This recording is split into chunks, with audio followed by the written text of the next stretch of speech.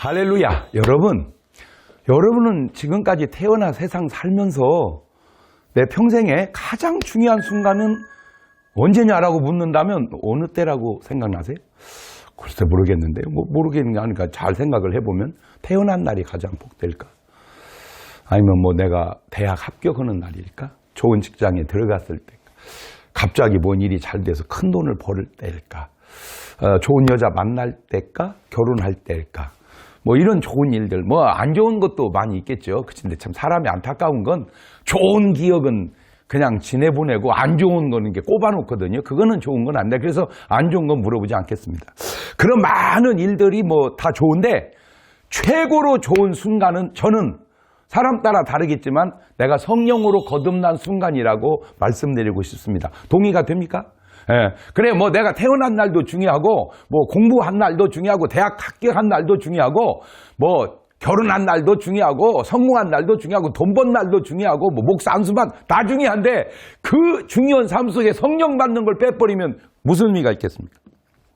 그래서 예수님이 여러 말씀 중에 이런 말 저런 말 속에 아주 중요한 의미 있는 말, 요한복음 3장 5절에 사람이 물과 성령으로 나지 아니하면 하나님 나라에 들어갈 수가 없다. 주님이 볼 때 가장 중요하게 말씀하는 그 말씀을 니고데모는 뭔 말인지를 못 알아듣는 거예요. 이 사람이 이렇게 큰데 어떻게 어머니 뱃속에 다시 들어갔다 나옵니까? 그러니까 자기 수준으로만 생각하는 거예요. 지금 제가 말씀드리는 건 내 수준으로 얘기하는 거예요. 오늘 여러분이 받아들이는 건 여러분 수준으로 받아들이고 여러분이 말하는 건 여러분 수준으로 말하는 거예요. 어느 게 옳은 수준이냐 그 말이죠. 사도행전 1장 4절 이하를 보면 너희가 예루살렘을 떠나지 말아라. 받기 전에? 성령 받기 전에는. 아버지 약속한 성령을 받기 전에는 예루살렘 떠날 생각하지 마라. 자, 그러면 왜 이렇게 성령 받는 것이 중요할까? 여러 가지 이유 중에 결정적 구원은 물과 성령으로 거듭날 때 완벽해지기 때문이기도 하고 그 다른 면으로 보면은 사람은 세 종류의 사람이 있다고 그랬잖아요. 이리가 있어, 이리. 그 금수라고도 하죠. 염소가 있어, 염소. 그 다음에 양이 있습니다. 이 양.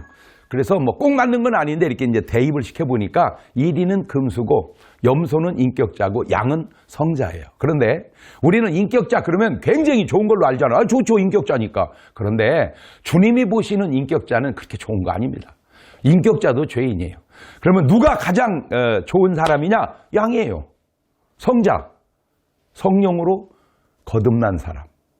성령으로 거듭나지 않고는 우리가 양이 될 수 없다는 거죠. 그래서 예수님이 제자들을 내보내실 때 그런 말을 하죠. 내가 너희를 보냄이 양을 이리 가운데 보냄과 같도다. 오해하는 생각으로 하면 얼마든지 오해할 수 있지만 또 의도를 받아들이면 중요한 거예요.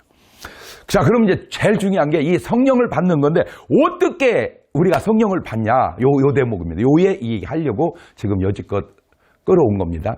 그래서 성경을 잘 봤어요. 성경을 잘 보니까 성령이 제대로 교회에 임할 때가 사도행전 2장 1절의 마가의 다락방이었습니다. 그러니까 그 전 때도 성령의 역사가 있긴 있었어요. 그러나 인간 속에 내주하시는 성령. 그래서 최초로 이 땅에 교회를 세울 때에는 사도행전 2장 1절이거든요. 그때 그 사람들이 뭐하다 성령 받았냐? 간단합니다. 전혀 기도에 힘쓰다가 받았습니다. 아하!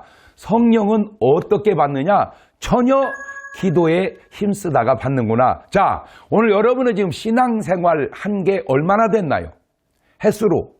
긴 분도 있고 짧은 분도 있을 겁니다. 자, 횟수도 중요합니다. 더 중요한 건 그 긴 신앙의 연륜 속에 내가 기도함으로 성령 받은 체험이 있는가. 이게 없다면 죄송한데 우리는 여지껏 종교생활 해온 거예요. 저 종교생활 했었어요. 어렸을 때 교회 갔다가 말았다가 갔다가 말았다. 그러니까 종교생활 하는 사람과 성령 받고 신앙생활 제대로 하는 사람은 차이가 확 나더라고요. 아까 얘기한 대로 염소와 양은 차이가 확 납니다. 염소는요 성경을 안 봐요. 저 안 봤어요. 종교생활 할 때는 성경을 안 봐. 봐봐야 그냥 어떤 그 지식적 수준 좀 높이려고 그 정도입니다. 그러나 성령 받고 나니까 말씀이 아주 믿어지고 봐줘요. 지금도 끊임없이 기도하는 게 달라요. 성령 받기 전에는요 기도 안 돼요. 죄송한데 남 기도문 갖다가 이렇게 옮겨서 베껴서 그렇게. 근데 성령 받고 나니까 기도가 막 나오는 거예요. 성령 받기 전에는요, 두려워요. 많은 부분이. 성령 받고 나니까요, 담대해져요. 담대해져요. 예.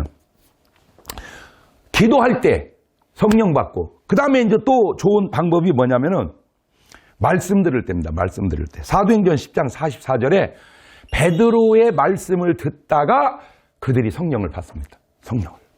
그러니까 말씀 많이 들으시기를 바라요. 그리고 말씀 듣다 감동이 오면 기도하시기를 바라요. 또 좋은 게 있습니다. 뭐냐? 안수할 때입니다. 안수할 때. 사도행전 8장 17절 보면 베드로가 안수할 때 성령 임함. 이게 아주 좋은 방법입니다. 사도행전 19장 6절에도 바울이 에베소 교인들에게 안수할 때 성령 임하죠. 자, 여기서 아주 중요한 얘기입니다. 내가 아무리 안수를 해줘도 성령으로 거듭나는 사람 없다. 그러면 못 받는 사람도 문제지만 안수하는 사람도 돌아봐야 됩니다. 과연 내 안에 성령이 계시는 건가? 예를 들어서 불이 붙어야지 불이지, 불이 안 붙으면 이게 불이 붙어 있는 거냐? 이 가짜 불 아니냐? 이 진짜 불이 있다면 불이 옮아가야 하잖아요. 붙어야 하잖아요. 그 원리는 무엇과 같은 거니? 잘 보세요. 무속인이 될 때 그냥 무속인이 되는 게 아니고 내 전에 신들린 사람을 통해서 무속인이 됩니다. 네. 마찬가지로 우리가 믿음으로 성령으로 거듭날 때도 각자가 물론 하기도 하지만 먼저 성령 받은 사람의 기도를 통해서 전이 된다고 할까요? 그러니까 무속인은 귀신이 전이 되고 우리는 성령의 역사가 이렇게 전이 된다고 그럴까? 네. 그런 원리적으로 그렇다 그 말입니다. 그런데 이제 언제부턴가 안타깝게도 한국 교회에 이런 좋은 모습들이 성경에 있죠, 분명히. 그렇잖아요. 지금 얘기했잖아요. 바울이 안수할 때 성령이 임했습니다. 베드로가 안수할 때 성령이 임했습니다. 베드로가 말씀 전할 때 성령이 임했습니다. 전혀 기도에 힘쓸 때 성령이 임했습니다. 있잖아요, 성경에. 자, 이것이 제가 신앙생활 할 때 우리 한국 교회에 이게 수십 년 전에는 굉장히 흔했었습니다.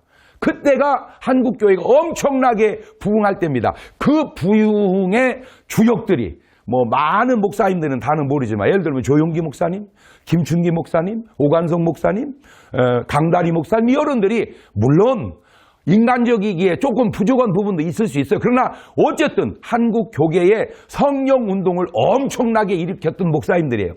자, 근데 문제는 지금은 이게 한 세대, 두 세대 이렇게 지나가면서 그러한 주의 종들이 우리 주변에 흔치 않다는 겁니다. 뭐 그 어른들에 대해서 비난한다면 지금 사람들은 비난의 대상이 아닌가요? 인간은요, 알아두세요. 너나 나나 온전한 사람 없습니다. 천사는 온전합니까? 천사는 인간보다 낫습니까? 낫죠. 그러나 천사도 타락해서 마귀됐잖아요. 그러니까 하나님 외에, 그리스도 외에 온전한 사람 없어요. 중요한 거는 자꾸 그 부족한 부분을 보고 탓하고 트집 잡지 말고 그분들을 통해서 한 하나님의 역사, 그 가운데 성령의 전이 되는 역사. 지금 한국 교회가 코로나19로 인하여 굉장히 침체되고 어려운 시즌입니다. 어떻게 이거를 극복할 것인가? 많은 분들이 뭐 지혜를 짜고 뭐 책을 내고 뭐 논문을 발표하고 세미나를 하고 좋습니다. 저 다 인정합니다. 그러나 아무리 좋은 아이디어가 나와도 교회는 성령이 없는 곳은 교회가 아닙니다. 난 아무쪼록 오늘 우리의 추구 자체가 기도하면서 말씀 들으면서 안수 받고 하면서 성령의 놀라운 역사를 성경대로 다시금 부흥시켜서 코로나19를 교회들이 능히 극복해가는 아름다운 역사가 있기를 바랍니다. 감사합니다.